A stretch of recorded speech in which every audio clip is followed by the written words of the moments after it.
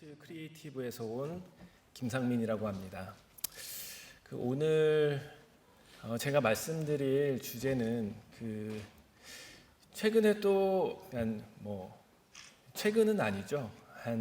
제가 2013년도에 인도네시아 갔으니까 그때부터 제가 갈 당시부터 인도네시아가 굉장히 좀 뜨는 이머징 마켓으로 주목을 받고 있었는데요. 주목을 받았다 좀 사그러지고 받았다 사그러지고 또 최근에 또 다시 좀 주목을 받는 것 같다는 생각을 좀 많이 들었습니다. 그래서 제가 한 7년 동안 인도네시아에서 게임 관련 서비스를 진행을 하면서 느꼈던 점하고 그리고 한국의 개발사들과 함께 협업했던 부분들 중에서 조금 아쉬웠던 부분들을 좀 말씀을 드리려고 합니다. 제목은 효과적인 인도네시아 진출 전략은인데요. 너무 거창하게 생각해 주시지 마시고 그냥 조그만 팁 정도로 봐주시면 좋을 것 같습니다. 일단 먼저 사진 한 2장을 준비했는데요. 이게 흔히 이제 자카르타 가보신 분 많이 계신가요? 조명 때문에 제가 하나도 안 보이네요. 이 자카르타에 가시면 이 도로에서 이런 모습들을 많이 볼 수 있습니다.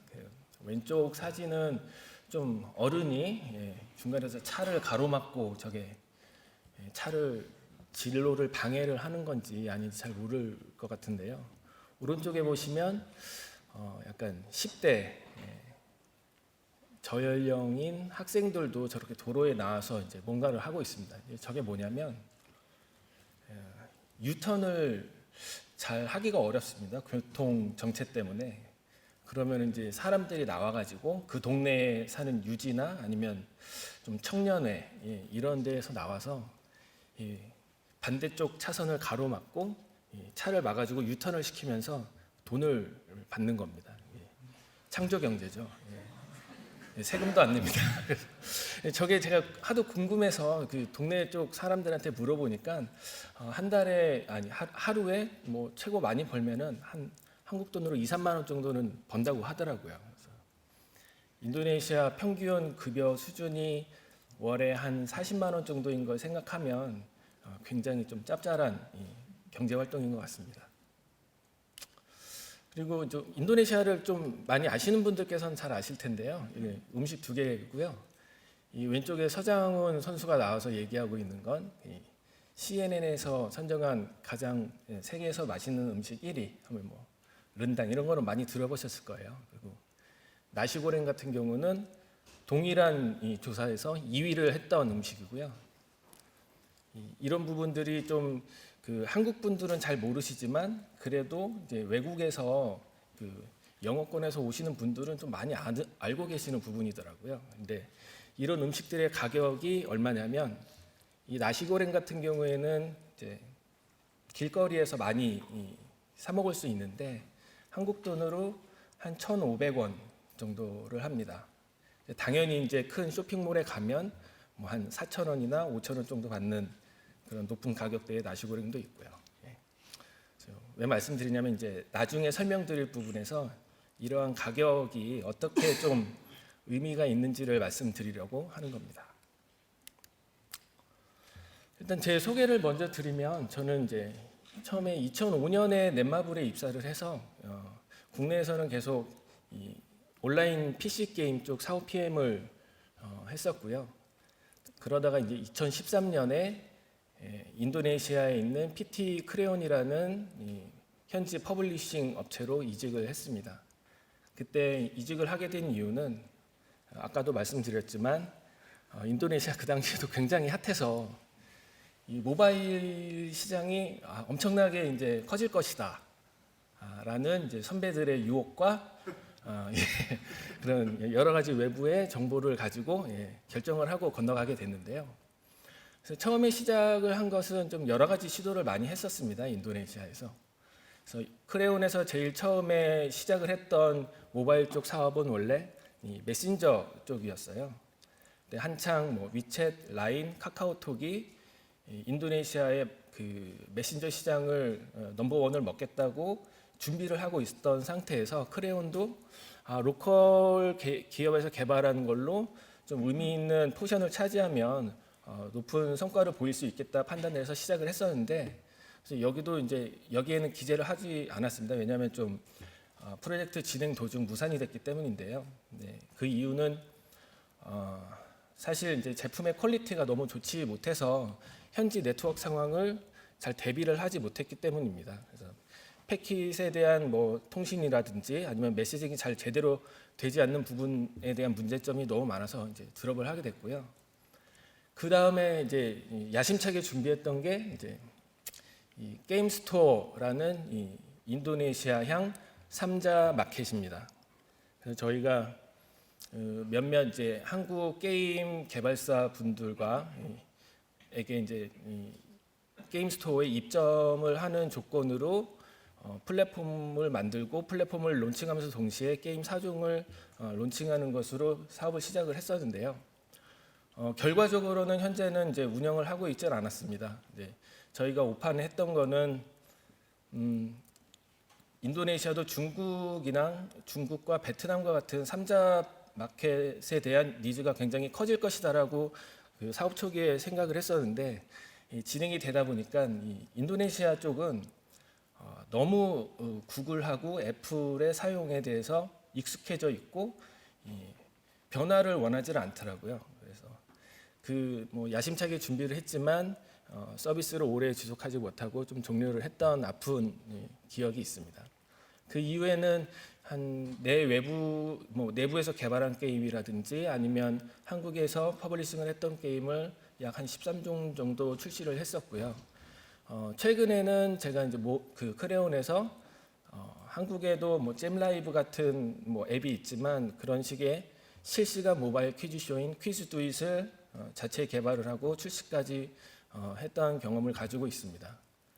그 이후에는 2019년도로 넘어오면서 제가 그 뭐 다른 이제 아는 대표님하고 공동 창업을 해서 현재는 그 큐브소프트 크리에이티브라는 업체를 창업을 하고, 현재 뭐 저희 최대 목표는 글로벌이긴 하지만 현재는 인도네시아 중심의 BPO 사업을 진행을 하고 있습니다.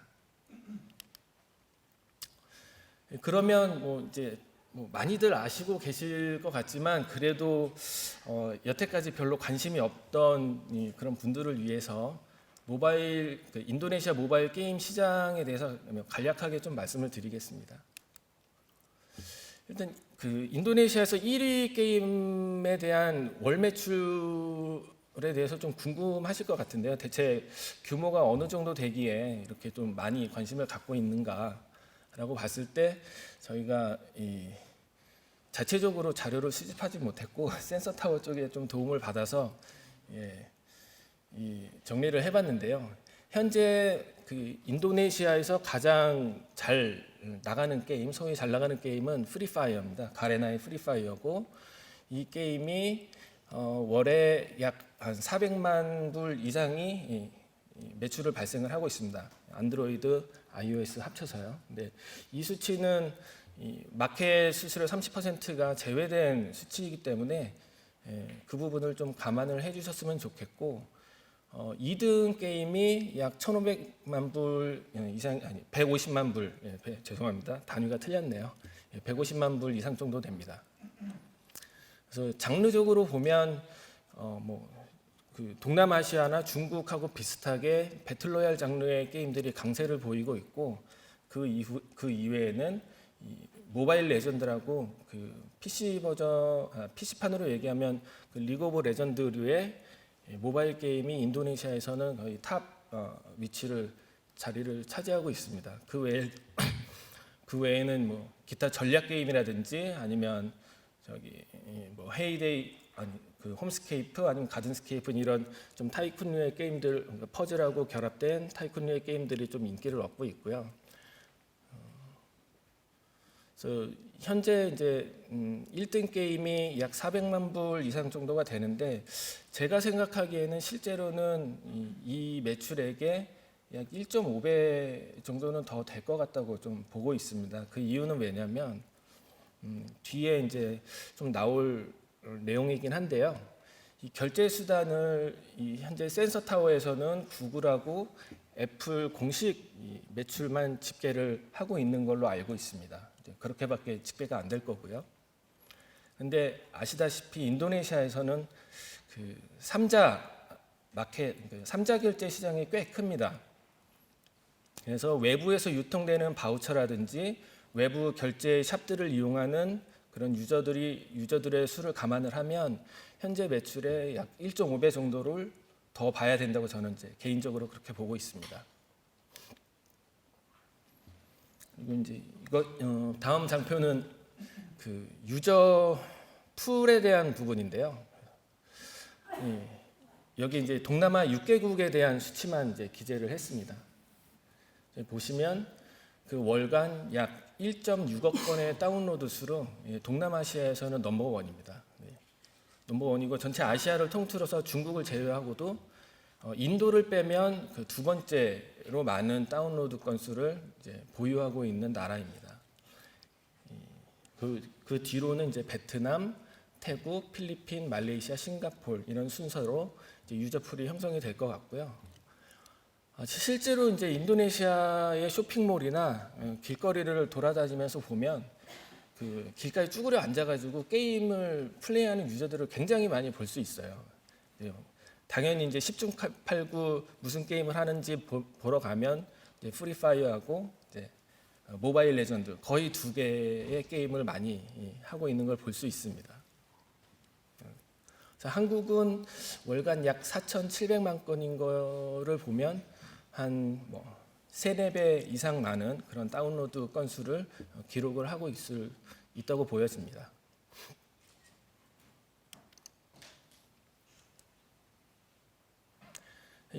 다음 장표는 이제 그 국가 전체 모바일 게임 매출인데요. 이건 월간 기준입니다. 그래서 이 자료를 보면 현재 매출 기준으로는 월 매출 기준으로는 그 태국이 가장 많은 매출을 보이고 있는 것으로 나타납니다. 약 3천만 불 정도의 시장 규모이고요. 싱가포르이 그 다음, 워낙 인구는 너무 적고 다운로드 수도 적지만 워낙 이 소비력이 좋은 유저들이 있기 때문에 싱가포르이 매출이 2등이고 그 다음으로는 이제 인도네시아입니다. 1,900만 달러 정도가 되는데요. 이 수치는 굉장히 빠르게 증가를 하고 있는 것으로 제가 알고 있습니다. 왜냐하면 제가 크레온에서 2014년도에 개발했던 짭사수순이라는 현지형 로컬 카드 게임이 있습니다. 그 게임이 그렇게 빅히트는 치지 못했지만 한 월 매출 기준으로 따지면 US 달러 5만 불 정도를 기록을 하고 했었는데요. 그 당시에 현재도 서비스를 계속 하고 있습니다. 그런데 몇 년이죠? 한 3, 4년이 지난 지금에도 매출이 떨어지지 않고 오히려 소폭 상승을 했거든요. 그래서 월 매출 한 5만에서 6만 사이가 나오고 있는데 2013년도에 게임 매출 순위에서 전체에서 저희가 한 65위 정도를 차지를 했었어요. 근데 매출은 떨어지지 않고 오히려 상승했는데 최근의 순위를 보면 인도네시아 전체 그 게임 매출 전체에서 한 250위 정도를 하고 있습니다. 그런 걸 보면 이제 단순히 수치 이제 외부 자료가 아닌 제가 실제로 체감을 했던 그 경험으로 보면은 이 중간 단위에 있는 게임들의 매출 볼륨이 굉장히 크게 성장을 하고 있는 것으로 좀 저는 느껴지고 있었어요. 그래서 외부에서의 기대만큼 뭔가 이렇게 폭발적으로 성장하는 모습이라든지 아니면은 한국 게임이 메가히트를 친 게임이 없더라도 그런 면에서 저는 충분히 중간 아니면은 중상위권 레벨대의 랭킹 진입을 목표로 서비스를 하신다면 나름 의미 있는 성과를 좀 볼 수 있는 시장이 되지 않을까 조금 조심스럽게 그렇게 생각을 하고 있습니다.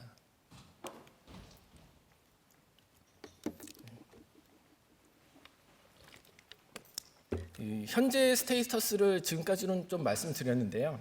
향후에는 어떻게 더 성장을 할 모멘텀이 있을까 그런 부분에 대해서 조금 더 말씀을 드리겠습니다. 지금까지 숫자로 보면은 약간 좀 겨우 이 정도 숫자인데 왜 이렇게 인도네시아를 주목하지? 약간 그런 의구심이 있으실 수도 있는데요. 그거는 이제 제가 2013년도랑 현재 19년도 말에 비교를 해봤을 때는 저로서는 굉장히 많은 차이를 느끼고 있지만 이 글로벌 서비스를 하는 대기업이라든지 아니면 한국에서 서비스를 하시던 분들께는 그렇게 큰 차이가 아니게 느껴지실 수도 좀 있을 것 같습니다. 근데 분명히 좀 제 경험상 체감적으로는 굉장히 크게 성장을 하고 있다고 느끼고요. 앞으로는 더 성장을 할 것 같은데 왜 그렇게 생각하는지에 대한 이유를 말씀드리겠습니다. 잘 아시다시피 인도네시아는 인구 수가 약 2.7억 명입니다. 이게 전 세계 4위 규모인데요. 2013년도에 제가 자료를 봤을 때는 2.5억이라고 그랬거든요. 그새 또 2천만 명이 또 늘어난 것 같습니다. 그래서 굉장히 좀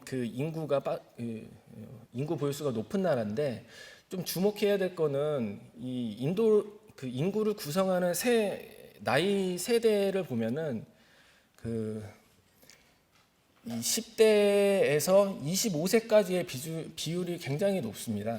젊은 나라라는 얘기죠. 그러니까 이런 유저들이 좀 더 나이를 먹고 2, 3년 나이를 먹고 생산 활동을 하면서 소비가 늘어나게 되면 앞으로 더욱 더 많이 이 게임 쪽이라든지 아니면 문화생활 쪽에 소비를 할 수 있게 될 것이고요. 그거는 게임뿐만 아니라 모든 좀 산업에도 좋은 긍정적인 영향을 끼칠 것 같습니다.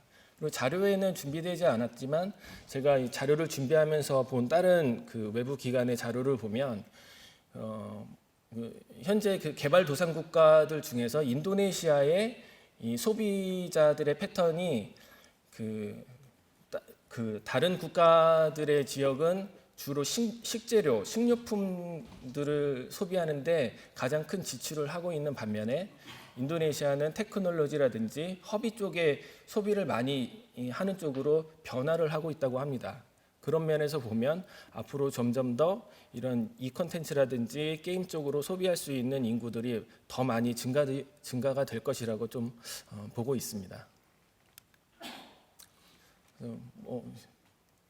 계속 말씀드리자면 좀 비슷한 맥락의 이 얘기인데요. 일단 인도네시아가 동남아 1위의 GDP 국가입니다. 한국하고 비교를 해도 국가 총생산은 그렇게 크게 차이가 나지 않는데요.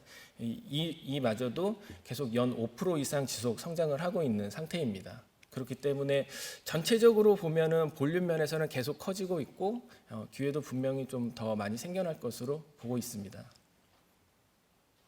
반면에 이제 1인당 GDP를 이제 말씀을 드려야 되는데요. 현재 이 국가 GDP는 한 16위 정도 되지만 1인당 GDP는 4,000불이 안 됩니다, 연간. 그래서 현재까지도 굉장히 1인당 소득은 좀 낮은 상태입니다. 그 점은 좀 참고해서 생각을 해주시면 될 것 같습니다. 그리고 두 번째, 이제 한 세 번째 신호로서는 2018년에 처음으로 MRT라고 이제 지하철이 개통이 됐습니다. 굉장히 이제 인도네시아 내부에서는 굉장히 역사적인 이제 사건으로 보고 있는데요. 왜냐하면 인도네시아의 지반 자체가 굉장히 좀 무르고 건설을 하기가 좀 어려운 땅인데 일단 1호선이 개통되면서 대중교통이 늘어나는데 좀 발판을 마련을 한 것이고요. 이 부분이 자카르타의 도시계획을 보면 2020년까지 현재는 이렇게 북에서 남으로 가로지르는 1호선 라인이 이제 개통이 된 거고 2020년에는 이 동서를 가로지르는 2호선 라인이 개통이 될 겁니다. 그리고 2030년까지 최대 10개 라인을 추가 착공을 하겠다고 이미 발표를 해놓은 상태여서 앞으로 자카르타는 계속해서 좀 이 대중교통이라든지 이 지하철이 더 발전을 할 것입니다. 왜 이 자카르타의 대중교통 발전이 중요하냐면 2억 7천의 인구 중에 약 80%가 자카르타가 소재한 자와섬에 분포를 합니다. 그리고 그 중에서도 자카르타의 인구수가 거의 한 4천만에서 3천만 정도로 됩니다. 외곽 지역까지 포함하면. 그래서 현재 모바일 게임을 주로 플레이하는 그 유저들의 이 분포 지역을 보면 이 자카르타를 중심으로 많이 퍼져 있기 때문에 이렇듯이 이제 자카르타를 중심으로 이 대중교통이 더 발전을 하게 된다면 이를 통해서 모바일 게임이라든지 모바일 컨텐츠를 플레이하는 사용 시간이 훨씬 더 늘어나게 될 것으로 좀 예상이 되기 때문입니다. 그리고 이제 마지막으로 이 부분이 이제 아까 말씀드렸던 1인당 되게 낮은 1인당 GDP 부분을 좀 긍정적으로 바꿔줄 수 있는 부분인데요. 최근 3년 연 8% 이상 최저임금의 지속적 상승이라고 제가 기재를 해놨는데 최근 10년 동안을 보면 엄청나게 이 최저임금이 늘어났습니다. 제가 2013년도에 갔으니까 그때만 해도 이게 이제 현지 화폐로 루피아입니다. 220만 루피아 정도가 최저임금이었습니다. 그때 환율로 치면은 한 18만 원 정도가 이제 대졸 신입 4년제 대졸 신입 정도의 월급이었는데요. 이제 내년도에는 2013년도에 약 2배 정도가 되겠죠. 한 427만 6천 루피아 정도가 될 겁니다. 그만큼 지금 가계소득이 좀 늘어나고 있는 편이고요. 저도 현재 사업을 하고 있지만 이 늘어나는 최저임금 때문에 고민이 많이 생겼습니다.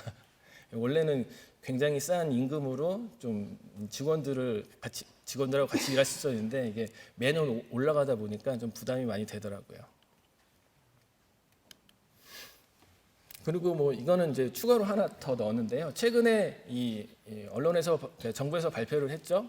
이제 한국 인도네시아 세파 체결이 되면서 좀 여러 가지로 뭐 무관세라든지 아니면 산업 협력이라든지 그런 부분이 한국과 인도네시아 간에 좀 더 활발하게 진행이 될 것 같고 그 중에 제가 이제 또 살펴보니까 온라인 게임 쪽에 대한 부분도 교류를 더 넓힐 수 있는 장이 될 것 같다라고 이렇게 좀 발표가 됐더라고요. 이제 실제로 이게 진행될지 안 될지는 모르겠지만 아무튼 좀 그런 기대를 갖고 있습니다. 그리고 최근 이 현대자동차가 생산 공장을 인도네시아에 이제 건설을 하면서 실제로 한국 분들의 유입이 굉장히 많이 늘어나고 있고 관련해서 뭐 부동산이라든지 이런 쪽도 덩달아서 좀 오르고 있는 추세입니다. 그 인도네시아의 결제 채널이 굉장히 좀 다양화가 되고 있습니다. 기존에는 공식 스토어 결제밖에 이제 사용을 할 수가 없었죠. 애플페이하고 이제 지페이, 구글. 근데 애플은 여전히 이제 신용카드만 고수를 하고 있고 구글 쪽은 신용카드만 하다가 제가 이제 2013년도에 갔으니까 2015년 정도에 이 통신사 결제를 붙였습니다. 그리고 최근에는 이 고페이라는 고잭페이를 붙였는데요. 이 부분이 왜 중요하냐면 오른쪽에 나와 있듯이 이제 이런 두 가지 공식 결제 이 페이먼트 수단이 점점 더 확대가 되고 있고 그 중에 말씀드렸던 고페이라는 것은 이 고잭이라는 인도네시아 넘버원 O2O 서비스의 페이먼트 시스템입니다. 그러니까 자카르타에서는 이 고잭을 안 쓰는 사람이 거의 없습니다. 모든 서비스를 이 고잭으로 할 수가 있고요. 이 오토바이를 타고 이동을 할 수 있고 고카라는 택시 서비스도 있고요. 그리고 고글램이라고 미용 메이크업 해주는 사람이 집으로 오기도 하고 고클린이라고 청소부가 오기도 하고 그래서 뭐 자동차를 고쳐주거나 여러 가지 모든 실생활과 관련된 서비스를 이 고잭이라는 오토 서비스에서 제공을 하고 있어서 대부분의 사람들이 이 서비스를 이제 사용을 하고 있습니다. 그리고 그로 인해서 이 고페이라는 결제 시스템에 대한 학습이 충분히 많이 되어 있고 실제로 고페이로 트레이딩을 하거나 뭐 돈을 주고받는 경우도 많이 발생을 하고 있습니다. 그런 오토 서비스에 이 게임 바우처들이 이제 탑재가 되기 시작을 했습니다. 그래서 신용카드나 통신사 결제가 불가능한 친구들도 이 고페이에 캐시가 있으면 충분히 이 구글 바우처를 사서 결제를 하거나 아니면은 개별 게임들의 그런 외부 바우처들을 구매를 해서 결제를 할 수 있는 그런 환경이 좀 조성이 되었습니다. 그리고 또한 이 토코피디아라고 옆에 있는 이 서비스는 인도네시아의 넘버원 온라인 쇼핑몰입니다. 뭐 한국으로 치면 뭐 쿠팡이라든지 아니면 뭐 이베이 같은 그런 서비스라고 할 수가 있겠는데요. 이 서비스에도 마찬가지로 잘 보이실지 모르겠지만 이 개별 게임들에 대한 바우처 판매가 기능이 다 들어가게 되었습니다. 현재는 그래도 좀 메이저 업체들 아니면 매출이 좀 나오는 업체들 위주로 리스팅이 되어 있는데 이 부분들의 이런 입점을 하는 것이 그렇게 크게 어렵지는 않은 상황인데 해외 기업들이 뭐 컨택을 하거나 연결을 할 수가 없으니까 들어가지를 못하고 있는 상황입니다. 그리고 옆에 보시면 코다샵과 같이 현존하는 인도네시아의 모든 결제 수단을 다 연동을 시켜서 이 코다샵에만 들어가면 결제 수단이 확대가 되는 효과를 볼 수 있는 그런 서비스들도 많이 퍼지고 있습니다. 이 결제 채널의 다양화가 왜 중요하냐면요. G페이에서 그 구글 페이먼트에서 이미 통신사랑 고페이 결제를 하지만 아까 말씀드렸듯이 고잭은 자카르타에서 많이 사용을 하고 있습니다. 근데 그 외의 지역을 커버하기에는 조금 무리가 있는데요. 왜냐하면 이 모바일 서비스라든지 모든 이 서비스가 수도에 집중이 될 수밖에 없기 때문에 이 자카르타 인근 위성 도시를 벗어나서 이 지역 지방으로 가게 되면은 고잭을 사용하는 빈도가 급격히 이제 떨어지게 됩니다. 그럴 경우 이제 유저들이 어떤 문제가 있냐면 이 통신사 결제를 할 수도 없고, 왜냐하면 저희 통신사 결제에 대해서 조금 말씀드리면 이 인도네시아에서는 이 심카드라는 거를 삽니다. 다들 잘 아실 텐데요.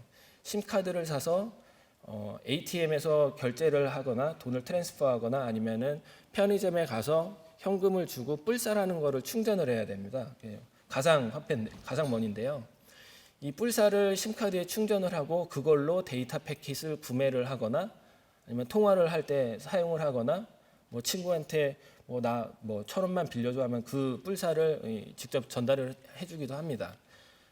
그런데 문제는 뭐냐면 이 구글에서 연동하고 있는 통신사는 딱 3개밖에 안 됩니다. 메이저 통신사 3개밖에 안 돼서 그 이외의 통신사를 사용하고 있는 유저들은 결제를 하기가 좀 어려워요. 그 유저들은 고페이를 사용하지 못하는 유저들하고도 좀 비슷하게 연결이 됩니다. 왜냐하면 지방 도시로 갈수록 메이저 이통사가 들어가지 않고 지역 그 이통사가 운영을 하거나 그렇기 때문입니다. 그럴 경우에 이제 각광을 받는 게 이런 토코피디아 같은 결제 채널입니다. 이 통신사 결제를 할 수도 없고 고페이로도 결제를 할 수 없는데 토코피디아로는 살 수가 있습니다. 왜냐하면 토코페디아에서는 온라인으로 서비스를 하지만 여기서 구매를 눌러놓고 구매 완료를 하면 워낙 이 신용카드라든지 휴대폰 결제라든지 아니면 데비카드 문화가 발달이 안 돼 있기 때문에 어떤 수단을 제공을 하냐면 가까운 편의점에 가서 돈을 지불하면 그때 트랜잭션 완료를 떨어뜨려주는 시스템을 갖고 있습니다. 그래서 지방 지역에 사는 좀 소득 수준이 낮은 어린 그 유저들이라든지 그럴 경우에는 이런 토코페디아로 선 구매를 하고 가까운 편의점에 달려가서 현금을 주고 완료를 할 때 아이템이 지급이 되는 그런 경험을 많이 하고 있습니다. 그렇기 때문에 이 기존의 공식 페이먼트 채널만 가지고는 인도네시아의 전체 이 결제 유저를 다 커버를 할 수가 없었던 것이고요. 그렇기 때문에 앞에서 현재 인도네시아의 그 월 매출 볼륨이 현재 공식적으로 구글, 애플에서 집계되는 것보다도 훨씬 더 클 것이다라고 예상을 했던 것입니다. 그래서 앞으로 인도네시아에 진출을 하실 때에도 이런 그 외부 결제 쪽에 대한 연동에 대한 고민을 좀 많이 해보시면 좀 좋을 것 같습니다.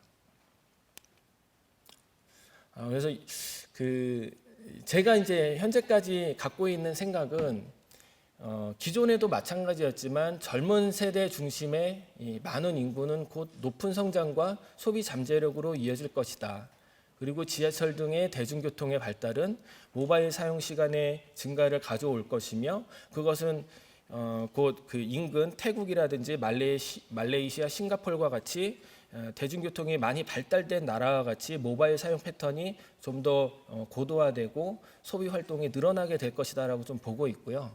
그리고 경제 및 최저임금의 상승으로 이게 가처분 소득이 증가가 되면서 모바일 게임에 지출하는 비율도 많이 늘어나게 될 것 같습니다. 실제로 저희 현지 직원들이랑 현지에서 게임 개발사를 하는 현지 로컬 기업의 분들하고도 얘기를 해보면 굉장히 좀 낙관적으로 미래를 바라보고 있는 부분이 많이 있고요. 젊은 친구들도 실제로 그 학생층 나이에서도 하루에 용돈을 한 10,000루피아 정도를 받습니다. 10,000루피아면은 한국 돈으로 한 800원, 900원 정도인데요. 이거를 이틀 정도 모아서 게임 아이템을 사는 게 좀 일반화되어 있을 정도로 게임 아이템을 구매하는 거에는 거부감이 없고 소득이 늘어나면서 그 활동도 더 커지게 될 것으로 좀 예상을 하고 있습니다. 그리고 결제 채널의 다양화에서 아까 말씀드렸듯이 외부 결제라든지 고페이라든지 토코페이디아 같은 그런 외부 결제 채널이 이 공식 결제가 커버하지 못하는 부분들을 커버를 해줌으로써 실제 유저들의 결제 경험의 다양화와 기회를 증가시켜 줄 것으로 보고 있습니다. 그래서 개인적으로는 좀 섣부르지만 앞으로 인도네시아의 모바일 게임 시장은 좀 더 성장 속도가 빨라지거나 규모가 더 커지게 될 것이 굉장히 좀 낙관적인 생각으로 좀 바라보고 있습니다. 네. 그러면 이제 현재 인도네시아의 상황하고 미래에 제가 이제 보고 있는 부분에 대해서 말씀을 드렸는데요. 그럼 어떻게 좀 인도네시아에 나갈 때 필요한 부분이 있을까? 어떤 부분을 좀 체크를 해봐야 될까? 이런 것들을 좀 말씀을 드리려고 합니다.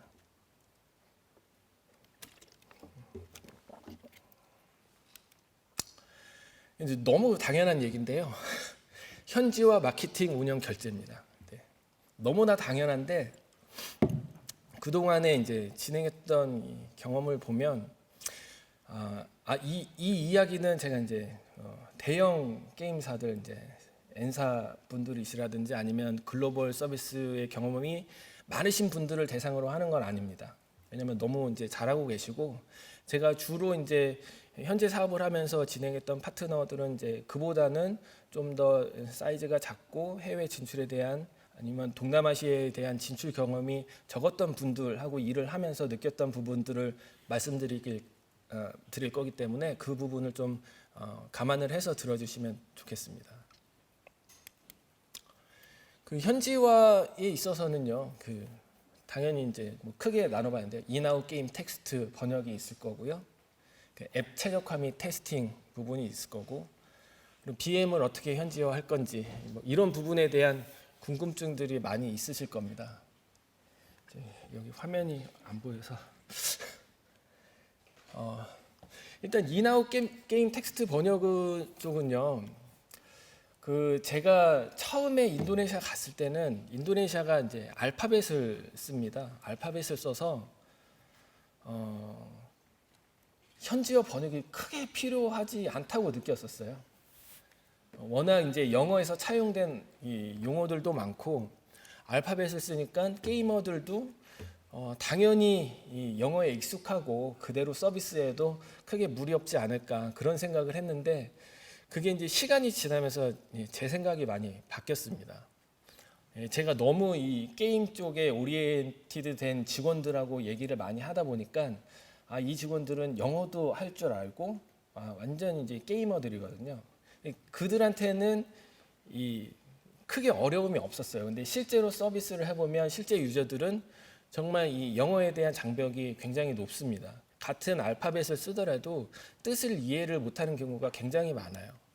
그런 유저들이 대부분을 차지를 하고 있기 때문에 현지어로의 번역은 굉장히 중요합니다. 이제 제가 재작년 정도에도 어디서 이제 발표를 한 적이 있는데 탑 50위 안에 드는 현지 매출 탑 50위 안에 드는 게임 50개 중에 현지화가 된 게임들이 대부분이에요. 그 대부분은 또 중국에서 온 게임들입니다. 중국에서 온 게임들이 현지화를 굉장히 잘해요. 현지 인력을 전문 인력을 고용을 한다거나 아니면 아예 채용을 인하우스로 해가지고 이 현지어로 번역을 다 하고 모든 인아웃 텍스트를 번역을 하고 마케팅 용어도 현지에 맞게 다 번역을 합니다. 근데 안타깝게도 한국 업체들 중에서 물론 잘하고 계시는 업체들도 있지만 인도네시아를 서비스를 할 때는 원오브댐으로 생각하는 경우가 좀 종종 있으세요. 이제 글로벌로 열고 인도네시아도 그중 한 국가라고 생각을 하다 보니까 현지어를 적용을 하지 않고 오픈했던 경우가 제가 꽤 많이 본 적이 있습니다. 그럴 경우에는 이 초반에 한국 게임이라는 이 인지도가 있기 때문에 유입이 꽤 많이 됐다가 안타깝게도 금방 이렇게 좀 순위가 많이 하락하는 모습을 종종 볼 수 있었는데요. 실제로 이 현장에서 느낀 경험을 말씀드리면 이 현지어 번역이 정말 중요하고 그 용어가 적절하게 현지 유저의 눈높이에 맞는 용어로 적용이 됐는지를 좀 많이 됐는지의 여부가 그나마 게임이 좀 더 안착할 수 있는 그런 바탕을 마련해주지 않을까 생각을 합니다. 두 번째는 앱 최적화 및 테스팅인데요. 이 앱 최적화 부분은 그 앞에서 발표하신 분들께서도 몇 가지 꼭지에서 좀 나온 것 같습니다. 뭐 UX라든지 아니면 서버라든지 그런 부분들이 될 것 같은데요. 제가 이제 이 현지화 파트에서는 이 앱 최적화 쪽이 가장 중요할 것 같아요. 실제로 이 추가 리소스를 다운받는 부분에 대해서 현지 유저들이 굉장히 거부감을 많이 받습니다.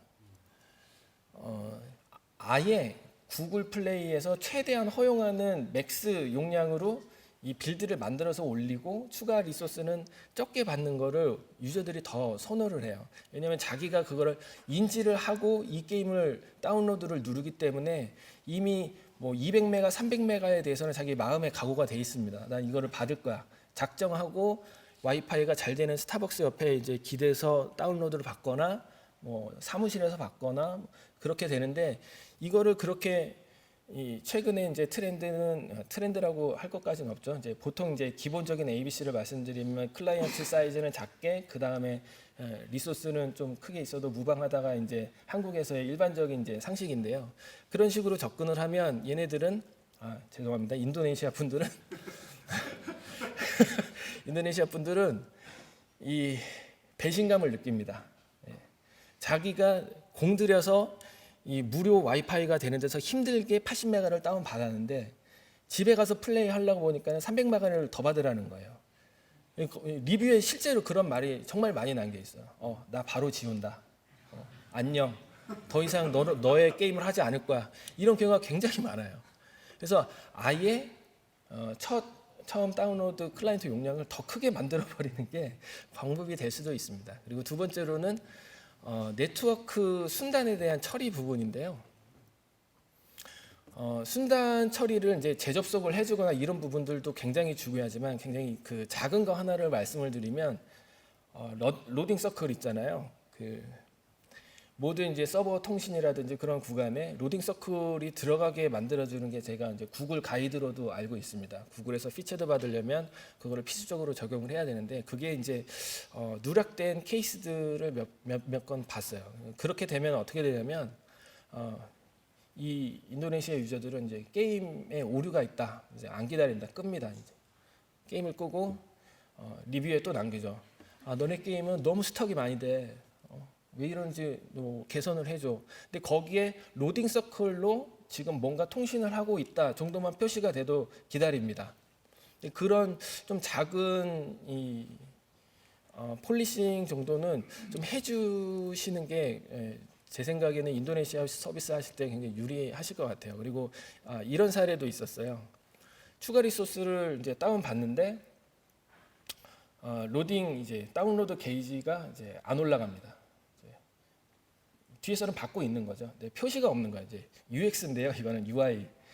몇 프로가 받고 있다 아니면 진행 중이다 이런 표시를 안 하니까는 거기서 이제 한 파일 용량이 하나가 컸는데 유저들은 이제 거기서 이제 게임이 더 이상 진행이 안 된다고 다 이탈을 하는 거예요. 그래서 언인스톨률이 엄청났습니다. 이 부분을 개선하고 나서는 수치가 좀 올라가긴 했는데 처음부터 이게 좀 잘 적용이 돼 있었다면 기존에 빠져나갔던 유저들을 놓치지 않는 그런 계기가 될 수도 있었는데 조금 안타까웠던 기억이 있습니다. 그리고 이제 결제 오류 쪽의 핸들링인데요. 이제 제가 직접 그 퍼블리셔 입장에서 아니면 개발했던 입장에서 구글 콘솔을 보면 결제 트랜잭션 실패 건수가 굉장히 많습니다. 이미 경험을 많이 하신 분들도 계실 거예요. 동남아는 특히 결제 실패가 굉장히 많이 뜹니다. 그래서 제가 이제 한 페이지에 50개 결제 트랜잭션이 뜨면 그 중에 3분의 2가 다 실패인 적이 있어요. 그 중에는 물론 이제 실제로 아까 말씀드렸던 그 뿔사 심카드 캐시가 없어서 막 눌러봐 되나 안 되나 이런 유저들도 있지만 네트워크가 잘 붙지가 않아서 실패되는 케이스도 많이 있습니다. 그런 부분에 대한 처리가 굉장히 중요하고요. 두 번째로는 결제가 성공이 됐는데 아이템이 지급이 되지 않는 문제. 이게 굉장히 많이 큰데 CS에서는 거의 이 부분에 대한 CS가 80% 이상을 차지를 합니다. 아이템이 심카드 뿔사가 차감이 됐고 아니면 신용카드 결제가 되는데 아이템은 왜 안 들어왔지? 이런 문의가 많이 들어오는데요. 대기업이나 제가 알고 있기로는 이제 큰 업체나 경험 많은 업체에서는 이 아이템 재지급 프로세스를 다 가지고 있습니다. 모듈을. 그래서 이 아이템이 실제로 지급이 됐는지 안 됐는지까지 판단을 하고 그 다음에 이제 구글 영수증 처리를 완료로 스테이터스를 바꾸는 작업들을 많이 하시는 걸로 알고 있는데 그렇지 않은 경우에는 이 아이템이 미지급되는 건들이 굉장히 많이 발생을 하고 여기서 결제 유저들이 많이 떨어져 나갑니다. 결제를 한 번이라도 했다는 유저들은 이 게임에 대해서 로열티가 있고 앞으로 더 하고 싶은 마음이 있다는 건데 결제가 되고 아이템 지급이 실패함으로써 그게 이제 다 사그라지는 거죠. 또 이제 거기서 또 빠이빠이 하겠다 이런 유저들이 많이 있고 그래서 현지화 부분에서는 이제 언어 용어 이 부분은 중요합니다. 굉장히 중요하지만 그보다 더 중요한 거는 리소스 다운로드의 처리 문제 그리고 네트워크 순단 시의 처리 문제 그리고 결제 오류 아이템 미지급이 됐을 때 처리를 어떻게 잘 해줄 것인가를 좀 서비스 하시기 전에 많이 고민을 하셨으면 좋겠습니다.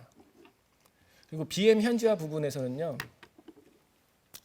이 상품 구성면에 있어서 좀 빠르게 말씀을 드릴게요. 인도네시아 유저들도 가차를 별로 안 좋아합니다. 가차를 별로 안 좋아하고요. 대신에 이제 중국 애들이 그래서 죄송합니다. 중국의 업체분들이 잘 하시는 게 뭐냐면요. 아예 그냥 대놓고 팝니다. 리스팅을 랜덤 박스라도 랜덤 박스에 뭐가 들어있고 이번 주 랜덤 박스에는 뭐 4성급 캐릭터 뭐가 들어있으니 이거는 무조건 가져갈 수 있어. 이것들을 유저들에게 어필을 해서 100% 가져갈 수 있는 확률을 계속 주입을 시킵니다. 근데 그런 반면에 너무 확률형 가차의 경우에는 선호도가 많이 떨어지고요. 그런 가차 형태의 BM보다는 오히려 타임바잉 형태의 아이템을 더 부담 없이 이제 사는 경우가 있습니다. 그리고 가격 정책이 현지 소비자 수준에 맞는지도 이제 잘 살펴보셔야 되는데요. 이 부분은 좀 뒤에서 말씀드리겠습니다. 그리고 말씀드린 대로 이 공식 마켓 외에 결제 채널의 확장을 어떻게 할 건지, 컨택 포인트는 충분히 확보를 하고 계신지 이런 부분들을 좀 고민을 하셨으면 좋을 것 같습니다. 그리고 이제 뭐 이런 빌드를 막 준비를 해서 현지에다가 이제 서비스를 하셔야 되는데 그럼 처음에 모객은 어떻게 할 건지 뭐 그런 마케팅적인 고민을 많이 하실 거잖아요. 근데 디지털 광고는 대부분의 한국 분들이 잘 하실 거예요. 뭐 대기업 출신 분들도 많이 계시고 UA 쪽은 크게 광고 소재를 제작하거나 세팅하는 거에는 크게 어려움이 없으실 겁니다. 근데 인도네시아 같은 경우는요. 나라가 굉장히 넓습니다. 인천에서 자카르타까지 가는데 7시간 걸리거든요. 되게 장시간인데 인도네시아 서쪽에서 동쪽 끝까지 갈 때도 7시간이 걸립니다. 그래서 굉장히 넓은 지역이고 아까 이제 자카르타가 메인 도시라고는 했지만 그 이외의 지방 도시들 중에도 유저가 꽤 많이 분포가 돼 있거든요. 그럴 경우에는 과연 어디를 타겟팅을 할 것인가? 이 페이스북 광고 타겟팅을 세팅을 하다 보면 인도네시아 딱 때리면은 거의 만 2억 명 이상 이렇게 타겟팅이 될 겁니다. 그러면은 이제 불필요한 코스트가 나가게 될 수가 있는 거죠. 그럴 때는 효과적인 지역이랑 뭐 그런 지역을 설정을 해야 되는데, 그럴 때 좀 이제 현지에 계신 지인분들이나 아니면 저희 같은 업체한테 좀 문의를 주시면 좀 도움을 드릴 수 있을 것 같습니다. 그리고 이제 로컬 마케팅하고 인플루언서의 활용적인 부분도 사실은 현지에서 쉽게 보도 자료를 배포할 수 있는 그런 루트가 있습니다. 이제 한국에서 직접 서비스 하시다 보면 이제 몰라서 안 하시는 경우가 있는데, 굉장히 적은 비용으로 그런 보도 자료를 배포할 수 있는 방법도 있으니까 나중에 뭐 이제 제 시간이 끝나서 한번 문의를 주시면 제가 잘 말씀을 드리겠습니다. 이제 보도 자료가 그렇게 영향력이 크진 않지만 기자들 같은 경우에는 우호적인 게임에 대해서는 기사를 계속 재생산을 해주거든요. 그런 부분도 좀 고민을 해보시면 좋을 것 같고, 인플루언서 같은 경우에는 아까 이제 김정현 대표님께서 이제 유튜버에 대해서 말씀을 해주셨는데, 인도네시아 넘버원 이제 인플루언서 게임 관련 쪽으로 있는 친구가 미와웍이라는 친구입니다. 그 친구는 서브스크라이버가 720만 명 정도가 됩니다. 720만 명 정도인데 안 놀라시는군요. 굉장히 많은데요. 그래서 몸값도 당연히 비쌉니다.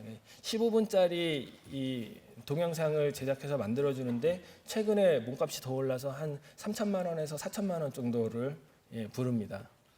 당연히 이제 중소 게임 개발사 분들께서는 그런 식의 이제 자금 집행할 여력도 없으시고 그렇게 해서도 안 될 것 같습니다. 사실 미와웍이라는 친구는 이미 셀러브리티가 된 친구이기 때문에 현재는 게임보다는 다른 쪽에 활동을 많이 집중을 하고 있고요. 그거 외에 현지에서 인플루언서를 계획을 하신다고 하면 아까 이제 김정현 대표님께서 말씀하셨듯이 실제로 어떤 채널에 타겟팅이 돼 있고 동영상 뷰수가 많이 나오는 이제 그런 친구들을 발굴을 해야 되는 게 중요할 것 같고요. 그럴 경우에 니즈가 필요하시면은 다음에 저희가 이제 그런 도움을 드릴 수도 있을 것 같습니다. 세 번째로는 이제 운영인데요. 운영도 그 몇몇 업체랑 이제 말씀을 나누다 보면 그냥 영어로 응대하면 되지 않나요? 이렇게 좀 하시는 부분들이 있어요. 근데 당연히 되죠. 안 되는 건 없잖아요. 당연히 되는데 원활하게 응대가 안 될 뿐인 거죠. 그 현지 유저들이 정말 중요하게 생각하는 거가 운영입니다. 현지 유저들은 그 습성, 제가 이제 좀 습성이라고 좀 말씀을 드리고 싶은데요. 인도네시아 유저들의 습성은 게임을 잘 안 바꿉니다. 아까 이제 미국 쪽에 이제 여성 그런 유저의 상황하고도 좀 비슷할 것 같아요. 그래서 한번 그 게임에 몰입을 하면 바꾸기까지 시간이 굉장히 오래 걸리고, 반면에 이 매출적인 면에서도 굉장히 늦게 올라오는 편입니다.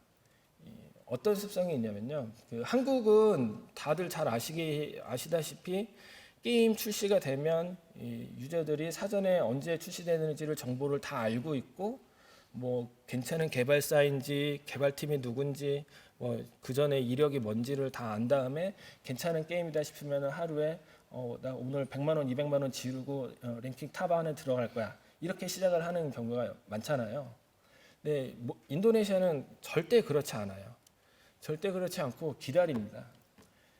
게임을 실제로 이제 뭐 디스크립션이 좋아서 다운을 받고 플레이를 하면서 이 소위 말해서 이제 개발사 간을 보는 거죠. 업데이트를 정기적으로 쳐주는지, 유저와의 소통은 잘 하는지. 그 와중에 이제 큰손 유저가 한 명 있습니다. 이제 그런 유저를 중심으로 이제 커뮤니티가 형성이 되는데, 이 유저가 오케이 이 게임 이 정도면 됐다, 나도 이제 돈 써야지 하고 이제 공표를 막 합니다. 자기네들 커뮤니티 사이에서 나 오늘 뭐 패키지 뭐 질렀어. 그러면 그래? 저 돈 많은 친구가 질렀으니 나도 할 만 하겠네. 이러면서 따라서 이제 돈을 쓰는 경우가 있기 때문에 한국처럼 게임이 오픈하고 뭐 2주 이내 한 달 내 매출을 탑 찍고 쭉 내려오는 구조가 아니고, 오픈을 하고 좀 뭔가 인내심을 갖고 서비스를 계속 해 나가다 보면은 어느 순간 이 티핑 포인트가 팍 튀는 모습을 보실 수 있을 겁니다. 실제로 이제 제가 서비스했던 게임이 2014년 2월 달에 게임을 자체 개발한 게임인데요. 서비스를 하고 거의 9개월 동안 동접이 한 200명 정도였습니다. 150명에서 200명 정도였는데 그나마 이제 게임을 놓지 않고 있었죠. 놓지 않고 이거는 자체 개발했으니 이제 살려야 한다 모드로 계속 이제 업데이트를 쳐주면서 2.0 버전을 이제 UI를 개편을 하면서 이제 업데이트를 했었습니다. 그때 마케팅을 전혀 하지 않았었어요. 근데 업데이트만 가지고 그 다음 날부터 동접이 전날에 2배씩 계속 올라가기 시작했습니다. 동접이 올라가면서 매출 또한 이제 같이 동반 상승을 했었죠. 근데 그게 보니까 1차 버전이 좀 너무 이제 그래픽이 이제 소위 구렸던 거예요.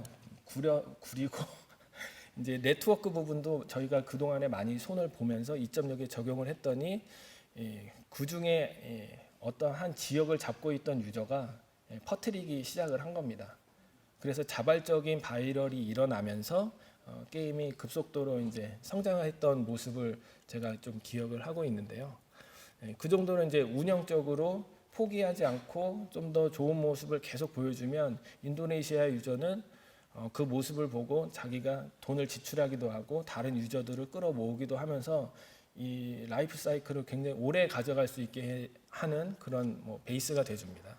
네.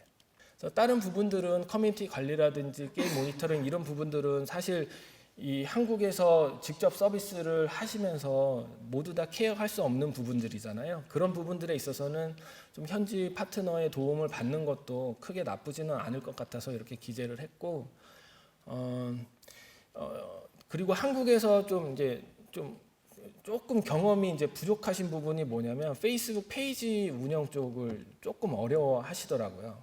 그러니까 보통 한국에서는 네이버 카페를 많이 이용을 해서 관리를 하시기 때문에 이 페이스북의 그런 활용법이라든지 아니면 CS도 페이스북을 통해서 많이 진행이 되는데 그런 부분들도 조금 이제 연구를 해보시면 좀 더 기존보다 좋은 방향으로 운영을 하실 수 있는 부분이 있을 것 같고요.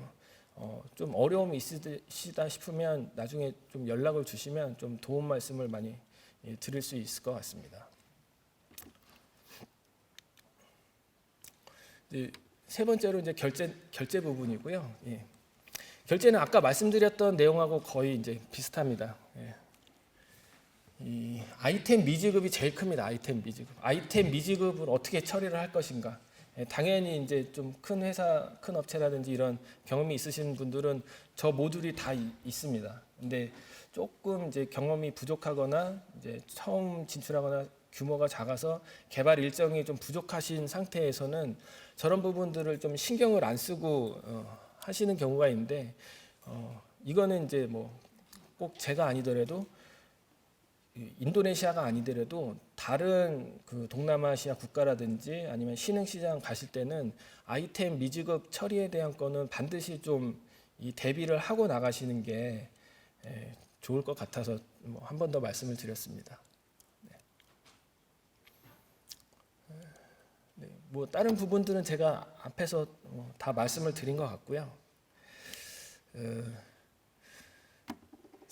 제가 이제 한국을 많이 왔다 갔다 하지는 않았는데 이제 오면은 인도네시아에 대해서 좀 궁금해하시는 부분이 뭐냐면 대부분 이제 광고 수익형 앱을 서비스 하는 분들께서는 이제 글로벌로 다 오픈을 하잖아요. 네, 글로벌로 다 오픈을 하는데 인도네시아 유저가 그렇게 많대요. 예, 왜 이렇게 많이 들어오는 겁니까? 네. 이 부분에 대한 거는 그냥 인구가 많고 새로운 걸 접해보는 걸 좋아하기도 합니다. 그래서 너무 간단한 대답이지만 인구수가 많고 새로운 걸 많이 해본다. 그렇기 때문에 유저가 제일 많습니다. 근데 유저는 많은데 왜 매출이 안 오를까요? 네. 이 부분이 이제 제일 큰 고민이에요. 직접 서비스를 하시더라도 딱 까놓고 보니까 브라질도 굉장히 유저 유입이 많다고 들었습니다. 브라질, 인도네시아, 그 다음 태국 막 많은데 매출이 너무 안 나온다. 이런 말씀을 하세요. 또 광고용 게임인데 광고 매출이 안 나요. 유저는 많대요. 이런 경우가 이런 질문들을 제가 많이 받아서 나름 이제 뭐 현지에서 좀 논의를 하고 나름 이런 이유가 있을 것이다라고 이제 정리한 부분인데요. 이제 광고형 같은 경우에는 이제 아무래도 좀 소득이라든지 이런 부분이 낮고 서민들이 많이 좀 플레이를 하는 경향이 있습니다. 데이터 패킷 사용 자체에 굉장히 민감해요.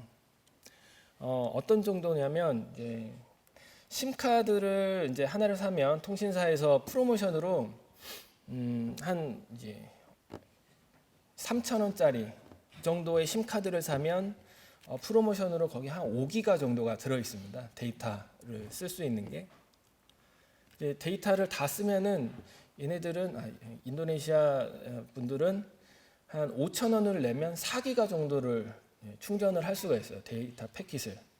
그러면 더 비싼 거죠. 새로 사는 것보다. 3,000원에 5기가고 4,000원에 5기가니까 이게 더 비싼 겁니다. 그래서 심카드를 버립니다. 버리고 새로 삽니다. 전화번호를 유지를 안 하고 계속 이제 사서 갈아 끼우는 경우가 있어요. 그런 이제 습성이 있고 그렇기 때문에 없는 돈에 이 심카드를 계속 사니까는 데이터를 충전할 수 있는 여력도 크지 않아서 사용량이 굉장히 민감합니다. 그래서 인도네시아에서는 텔콤셀이라든지 유튜브 같은 데가 같이 이제 협업을 통해서 페이스북도 마찬가지고요. 유튜브를 이용하거나 페이스북을 이용할 때 데이터가 차감이 되지 않는 그런 이제 프로모션도 많이 진행을 합니다. 그래서 광고형 게임들은 그런 식으로 데이터 차감이 되는 것을 방지할 수 있는 방법이 없잖아요. 그러다 보니까 유저들이 애드블럭을 굉장히 많이 설치를 합니다. 애드블럭을 많이 설치를 하고 광고가 아예 노출이 되지 않게 한다거나 심지어는 이제 네트워크를 이제 꺼도 게임 플레이가 아무런 상관없이 진행이 되기 때문에 오프해두고 하는 경우가 굉장히 많습니다. 그래서 이제 나름 이제 현지 개발사 대표랑도 얘기를 하고 도대체 인도네시아 유저들은 왜 광고를 안 보는 거지 이런 논의를 했을 때 저런 식의 결론이 나왔고요. 그래서 만약에 광고 쪽으로 뭔가 좀 더 클릭을 유도하거나 노출이 될 수 있는 방법을 만들고자 하신다면 좀 더 보상 쪽을 더 푸짐하고 또 좀 더 파격적으로 해야 될 필요가 있지 않나 좀 그런 생각을 해봤습니다. 그리고 인앱 결제형 부분에서는 이게 국가를 좀 나눠서 진출을 하시는 업체들은 대부분 이제 가격 정책을 달리해서 나가시는 경우가 많이 있습니다. 근데 보통 이제 빌드를 쪼개기가 어렵거나 좀 일정이 안 되거나 그럴 경우에는 그냥 단일 빌드로 전 세계를 오픈을 하면서 동남아도 같이 오픈이 돼서 유저는 많은데 매출이 안 나오는 경우가 있습니다. 그거는 가격이 너무 선진국 기준에 맞춰 있기 때문이라고 생각을 합니다. 그리고 공식 마켓 결제 쪽에 한계도 분명히 존재를 하고요. 그래서 이 가격 정책적인 부분들하고 조정이 필요하고 현지 결제 채널의 그런 연동이 그런 유저는 많은데 매출이 안 나오는 부분들에 대한 솔루션이 좀 되지 않을까 그렇게 생각을 해봤습니다.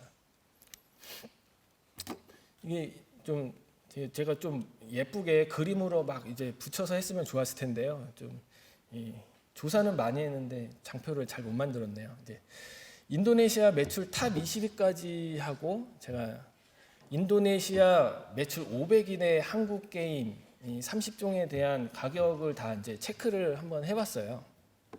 이제 인도네시아 매출 탑 20위 게임들은 대부분이 다 이제 중국산 게임들입니다. 그리고 반면에 이제 다 한국 게임들이죠. 이제 비교를 해보면 아이템 최저가가 탑 20위의 평균은 933원이에요. 환산을 했을 때. 그리고 한국 게임들은 1247원입니다. 한 38.9% 정도 차이가 나요. 한국 게임 쪽이 더 비싸죠. 그리고 최고가 평균은 오히려 인도네시아 매출 탑 중국 게임들이 더 비쌉니다. 16만 7,376원, 15만 2,600원. 그러니까 여기서 그냥 굉장히 이제 가볍게 인사이트를 얻을 수 있는 부분들은 최고가는 아무리 높게 잡아도 부담이 없다. 왜냐하면 최고가 아이템을 구매하는 이 상위 1%, 10%의 이 부자들은 한국보다 더 부자니까요. 이 아무런 돈을 쓸 때 거리낌이 없습니다. 예, 돈이 너무 많아요. 예, 반면에 최저가 아이템의 경우에는 솔직히 말해서 1,200원, 47원 정도도 이제 부담이 되는 거예요. 중국 업체에서는 934원에 이제 좀 더 낮췄지만 개별적으로 좀 더 들여다 보면 펍지 모바일 이제 텐센트에서 서비스를 하고 있는데 펍지 모바일의 최저가 아이템은 한국 돈으로 300원짜리입니다. 3,000 루피아짜리 아이템을 팔고 있어요. 그게 그리고 굉장히 잘 나갑니다. 그리고 나머지 이제 중국 게임들도 보면은 이 미니멈 0.9달러짜리 아이템으로 세팅을 많이 해두고 있어요. 물론 이제 그 와중에 더 뭐 한 6,000 루피아, 뭐 500원, 600원 이 정도 되는 것들도 많고요. 그래서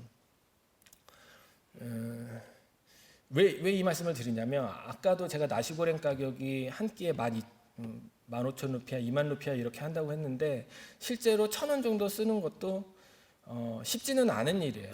근데 오히려 이제 중국 업체들이 그런 부분을 더 잘 알고 가격 정책적인 부분을 더 밑으로 끌어내려서 더 매출을 더 박리담회로 하는 걸 보면 그런 것들은 좀 배워야 할 필요가 있을 것 같고 유저가 많은데 왜 매출이 안 나오느냐 이런 부분에 대한 고민도 좀 더 양보를 하고 동남아 빌드를 나눈다든지 가격 정책을 전체적으로 좀 내린다든지 아니면 최저가 아이템 구간을 더 추가를 해서 만들어 준다든지 하면은 일부분 좀 보완할 수 있는 부분들이 있을 것으로 생각이 됩니다. 네. 아, 네네네. 네, 다 끝났습니다. 그래서 다 끝났고요. 여기는 이제 저희가 뭐 이제 그런 부분들을 다 이제 도움을 드릴 수 있다 이런 부분들이고 감사합니다.